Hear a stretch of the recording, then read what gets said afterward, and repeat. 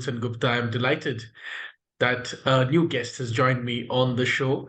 My new guest is Ambassador Vijay Gokhale. Ambassador Gokhale is not only a former Foreign Secretary of India, he also used to be our man in China. And after he left the Foreign Service, in a sense, he's today India's most prominent expert, academic, commentator, writer on China, having written a few really well received and really insightful books on China and India's relationship with China, and indeed how we should learn to look at China. Ambassador Gokhale, thanks very much for joining me. Thank you, Hindol. I want to begin by talking about a piece that you wrote in Carnegie a few days ago.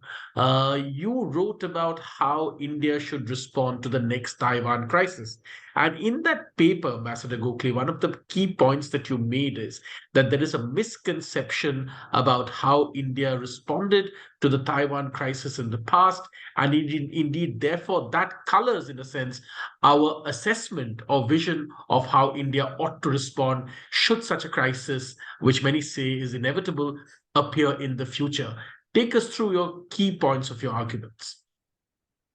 Yeah, so Hindol, as you know, in 1949, once the People's Republic of China was established, India recognized the People's Republic of China and transferred the legal recognition from the so-called Republic of China to the People's Republic of China.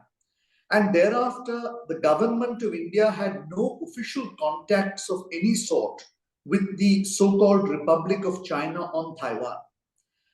Therefore, it is entirely understandable that many generations of Indians did not actually know that even though in the early 1950s we had recognized the People's Republic of China, Taiwan continued to be geographically of interest to the Indian side because it was the bone of contention between the People's Republic of China on one side and the United States and the West on the other, many of whom were still supporting the Republic of China as the real China. Now, the government of India, including Prime Minister Nehru, took an interest in this subject because it boiled down to peace and stability in Asia. And from the government of India's perspective, given the fact that we were a newly independent nation, it was important that peace and stability should prevail. And therefore, the government felt that in regions around India where this was threatened, India should play a diplomatic role. So one of the objectives of this paper was to bring young Indians up to date in order to understand that we did have a role to play in earlier crises in the Taiwan Straits. But the paper was really not written from a historical viewpoint. It was written from the viewpoint that there is every likelihood in the next decade that another crisis is going to occur in the Taiwan Straits. Because the world's most consequential powers, the United States and China, are locked into rivalry over this island. China thinks it is intolerable that an island which should belong to it legally is still not under its control. And the United States sees Taiwan as critical in terms of not only the defense and security of American interests in the Pacific, but in terms of upholding democracy in that region as a counterpoint to Chinese autocracy. In your paper, Ambassador, you mentioned that for the United States, Taiwan represents more than just a contestation with China. It represents its ability to defend, if I may use that word, its values around the world. Indeed, absolutely. And because of the democracy in Taiwan and because of what happened in Hong Kong in 2019, the West now looks upon Taiwan and more particularly the United States as something which needs to be defended in terms of promoting democracy in the Asia-Pacific or the Indo-Pacific region. Now, what is important, Hindol, is that whenever we talk of a crisis in the Taiwan Straits, we immediately think of war. But the main objective of this paper is to explain to Indians that it is not war we are talking about. A crisis is any disruption in the general area of Taiwan. And even if it is not actual conflict, it will have a crippling effect on the Indian economy. And that therefore it is in our self-interest, not only in terms of peace and security, but in terms of our own economic development and progress, that we take a diplomatic interest in what is happening in the Taiwan Straits. And that was really the objective of this paper, to start a conversation at the strategic, at the intellectual, at the academic level, and at the public opinion level on the implications that might be forthcoming if something happens in the Taiwan Straits and we are not ready to deal with it. People notice, Ambassador, that especially in recent years, engagement between India and Taiwan, I'm sorry, has in fact, risen, so to speak, compared to, maybe in the last decade. How do you see these new engagements? And what do you think, what more should India do to really buffer up its engagement with the Taiwan issue and indeed with Taiwan? We had no contact with Taiwan until 1995. It was only in 1995 that the government of India decided to set up a non-governmental office. That non-governmental office is known as the India-Taipei Association. And it has, since 1995, steadily built an economic, a social, and a people-to-people relationship with Taiwan. So, for instance, we have a double taxation agreement with them, investment protection agreement with them, civil aviation agreement with them, and a number of people-to-people related agreements, such as on science and technology and so on and so forth. But the government of India has been very careful not to bring a political element into that relationship, because we voluntarily transferred recognition from the so-called Republic of China to the People's Republic of China in 1949, and we have consistently held that position thereafter. Now, short of that, there has been a steady rise in the engagement, and what we need to look at is the trend. The trend is an upward moving trend. But a trend that we have, where we have balanced a need to open up relations with Taiwan with the caution that must prevail, because we don't recognize Taiwan as a country. And I think on that front, we have done fairly well. What we really need to do, however, now is to study the implications of a crisis in the Taiwan Straits on the Indian economy, and to look at how we can diplomatically, either by ourselves or in consonance and conjunction with others, bring this matter so that the international community recognizes that there are grave dangers if there is a conflict or a crisis in the Taiwan Straits. And I think the objective of the paper was essentially to spell out a few policy options. Again, not so much as a prescriptive list, as an initial list to a spark of a discussion in this regard. Obviously, policy is made only by the government of India. So the intention is that hopefully this might give some ideas beyond what they are already thinking of doing. Take us in this interview, take us through one or two of the key ideas that you noted. Well, one very key idea is that because we will be affected in multiple ways, shipping will be affected and therefore trade will be affected. Supply chains will be disrupted, and therefore any industry which imports goods or intermediate products from China will be impacted. Semiconductor exports might be impacted, and that means the e-commerce and platform economy will be badly hit. And finally, of course, we also have the issue of the submarine cables, which carry all our data traffic to the Silicon Valley. And if there is any disruption in cable traffic, it affects our IT-enabled services. So one key recommendation I have made is that there needs to be a whole of government approach in analyzing the implications, but more than that, in identifying the mitigative measures. Because ultimately, we must look for alternatives from now, and possibly even divert some of our dependencies to those alternatives, or at least know where we can turn to if there is a crisis. If we don't do that now, we run the danger of a repeat of what happened when the Russian invasion of the Ukraine took place. There was suddenly an effort by everyone to look for alternative sources of energy and food, and it did disrupt the global economy substantially. So that's one recommendation. The other recommendation is that we need to diplomatically do things with other countries which share the same approach as us, which is that peace and stability in the Taiwan Straits is our priority. And we need to explain to a whole lot of countries in our region that the disruption in the Taiwan Straits will affect them economically.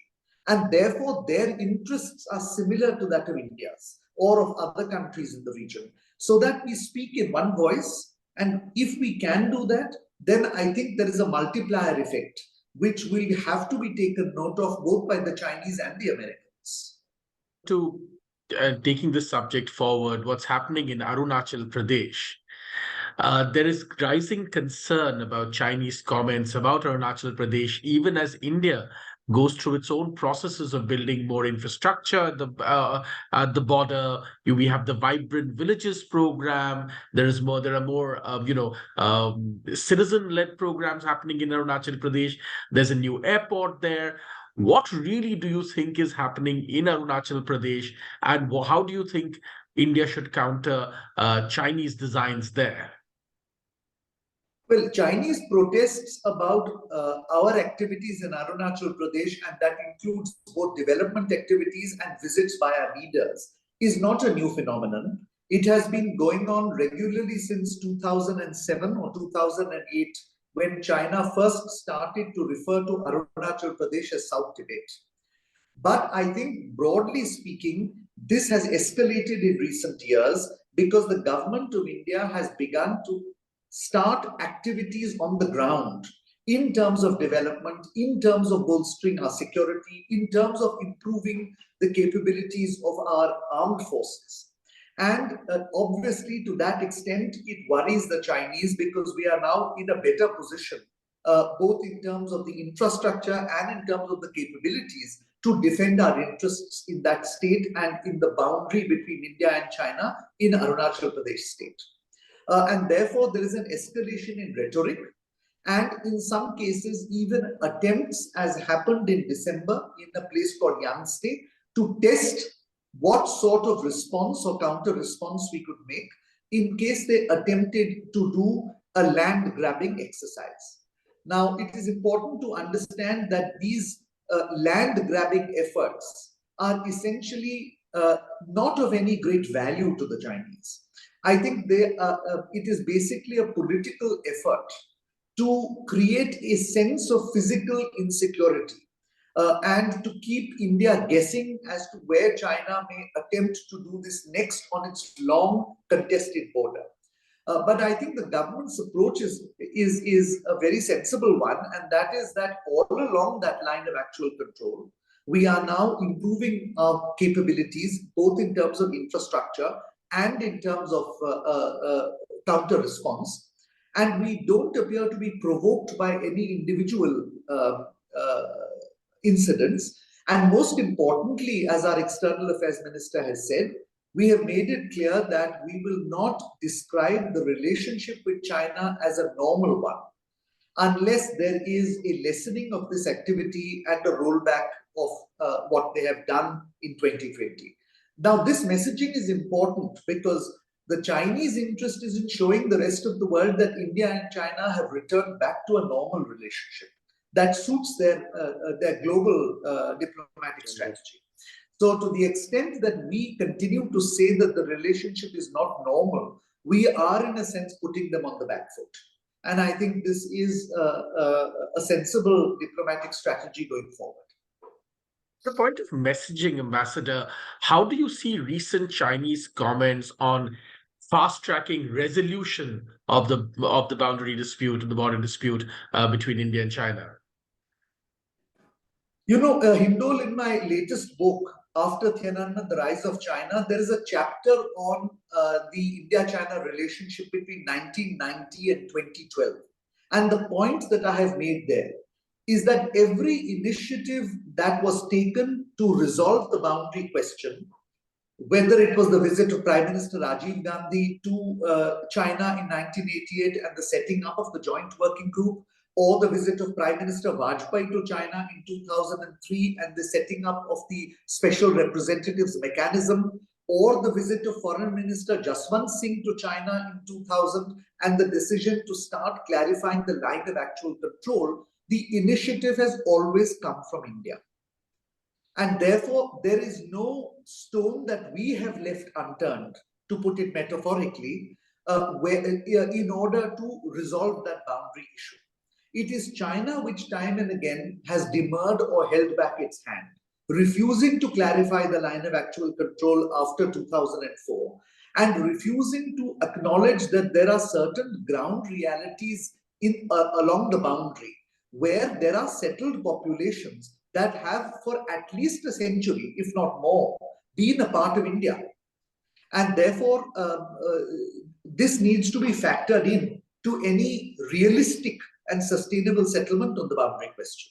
So the short point is that while the Chinese are wanting to normalize relations and to resolve the boundary, they should come up with a concrete plan, or they must accept the proposals that we have made, whether it is for LAC clarification or whether it is to move to progress the matters in the special representatives group. One of the most interesting things about your books, and you make this point in more than one book of yours, is many Indians don't yet know, apart from, of course, the foreign service and parts of government, or many Indians don't really understand China. They don't understand what China really wants. They don't understand how to respond adequately to China. And you go at length in your books to describe various instances where an Indian response has been inadequate because it fundamentally misunderstood Chinese intentions.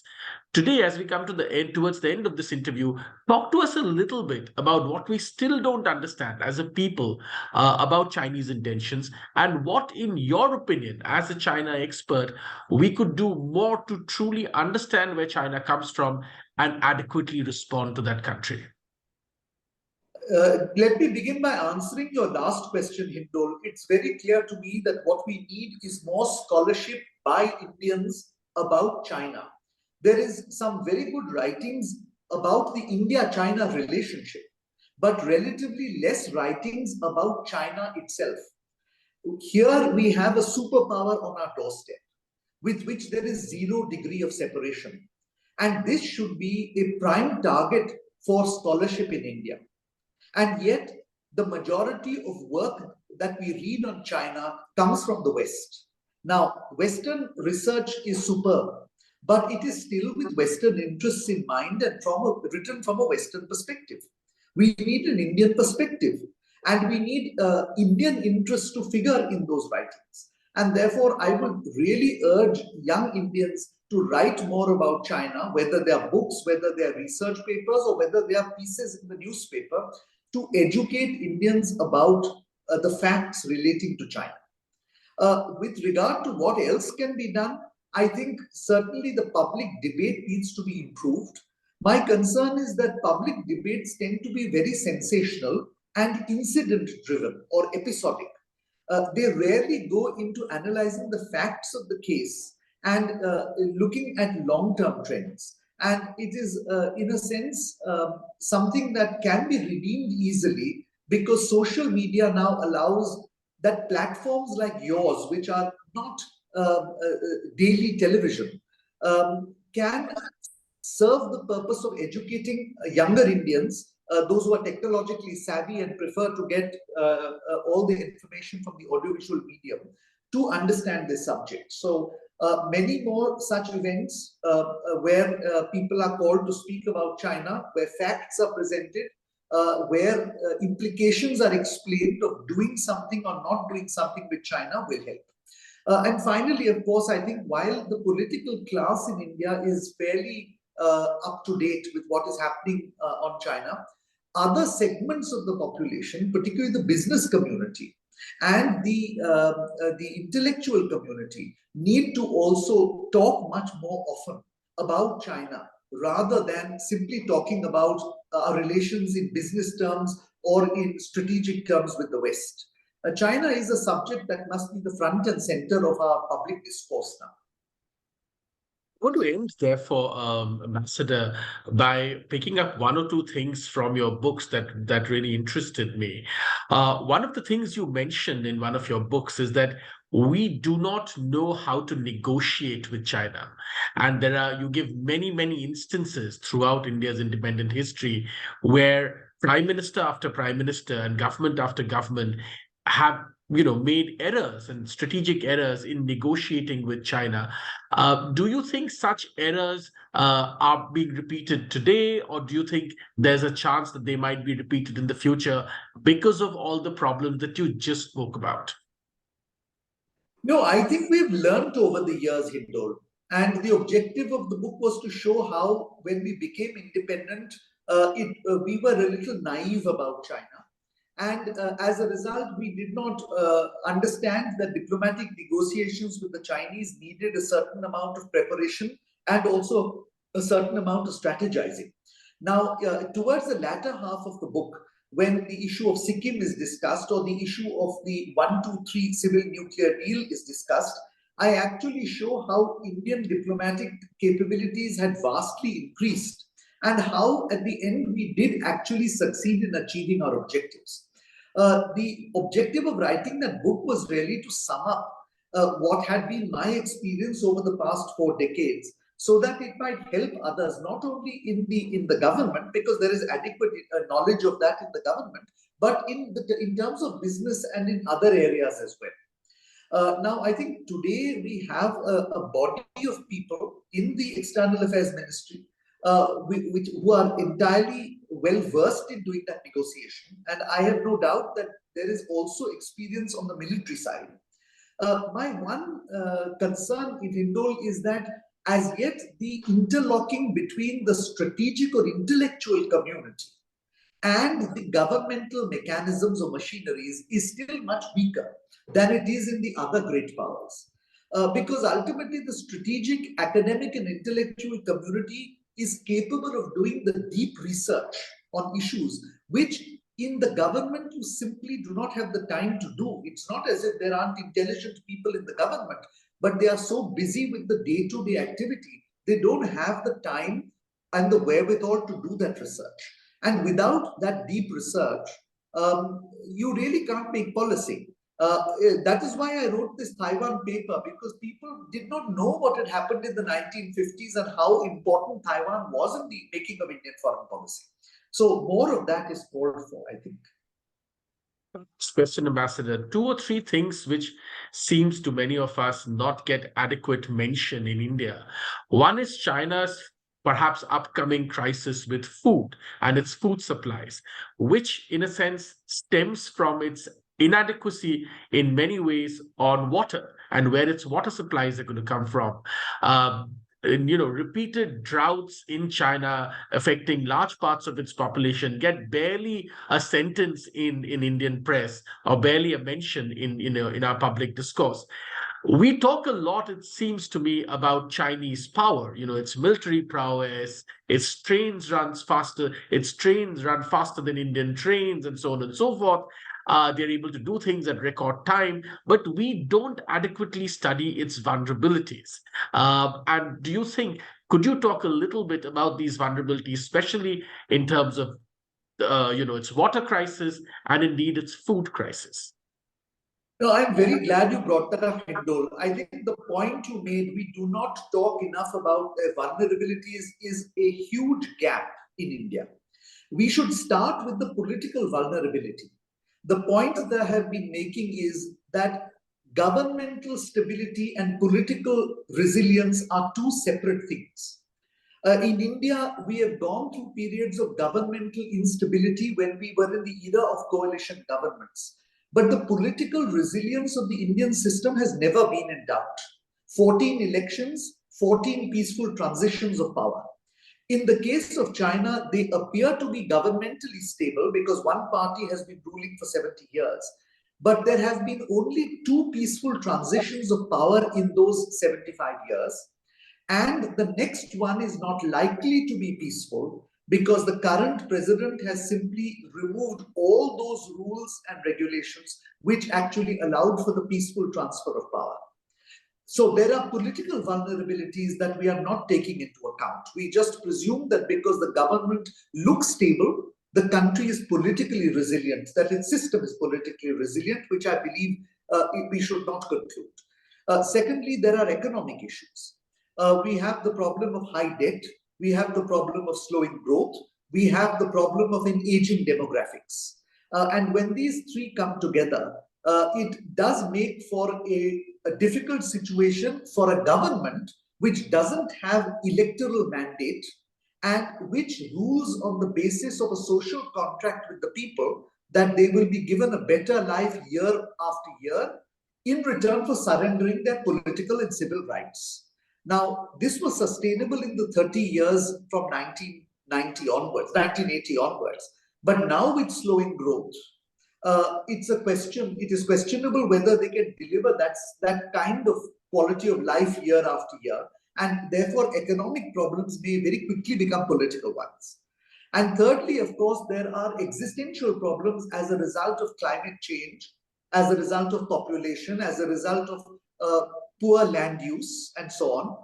And that includes a food crisis and a water crisis. Now, to be fair, China is not the only country which will face such challenges. We too are in that situation. But what is important to note is that China has, in a sense, sacrificed a lot of its environmental sort of concerns for development. India has been more cautious in doing so because we have a civil society, we have free media, we have an independent judiciary, which has from time to time placed checks on, let's say, the government in environmental projects which they feel are dangerous or not sustainable. And on the government side too, a great deal of responsibility has been shown in terms of environmental sensitivity. So I think we are in a better position, but on the other, we must not forget one thing. All our major rivers in the north originate in China. We are the lower riparian. And therefore, one consequence we need to be concerned about is, will China make up its water shortage in the northern part of the country by diverting rivers from the southern part of the country? Because that will affect the flow not only in the Brahmaputra, it will also affect the flow in the Satluj and the Indus. And that can have significant consequences for us. I am not aware whether any serious studies have been done about the extent of the consequences for us. Perhaps the consequences may not be so grave as far as the Brahmaputra is concerned, because a lot of the catchment area is in Arunachal Pradesh, which has been able to preserve its environmental conditions rather well. But I don't know what the impact will be on the Satluj and the Indus. So I think that while we should be closely following the food and water crisis in China, we should also be following the whole issue of transborder rivers and the impact that Chinese actions may have on this. Of course, downstream, the rivers that you mentioned, downstream, we have a particularly unique pact on water with the Pakistanis. Many would argue that such a pact doesn't exist anywhere. It's a particularly generous agreement of water sharing with the Pakistanis. But we perhaps cannot keep our end of the bargain if China closes the taps on those waters. And perhaps these are issues that are not mentioned enough or understood enough in India. Last comments, Ambassador, on this issue then. Well, I think overall, as I said, what is important is we need more scholarship on China. We need more scholarship not only on such issues as water and food. Honestly, we need more research done on why China is making such significant progress in science and technology. They are leaders in many of the new technologies. And during my stay in Germany last month, a number of the German automakers told me that in terms of electric vehicles, China is perhaps ahead of them. So, in a sense, while we look at certain negative aspects of China, we should also admit that there are things we can learn from them. And one in particular is how we leapfrog in science and technology to the cutting edge of modern technology. So I would say we need more Indians to write about China, to speak about China, and we need more platforms where informed debate can take place. And I certainly hope that the platform you have and others have can actually focus more on China and contribute to an understanding of the subject among younger Indians. The Ambassador, Global Order tracks China very closely and will be tracking China very, very closely in the days, months, and years to come. We hope to have you once again with us very soon to talk about all issues, China and other issues of Indian foreign policy. Ambassador Gokhale, thanks very much for joining me today. Thank you.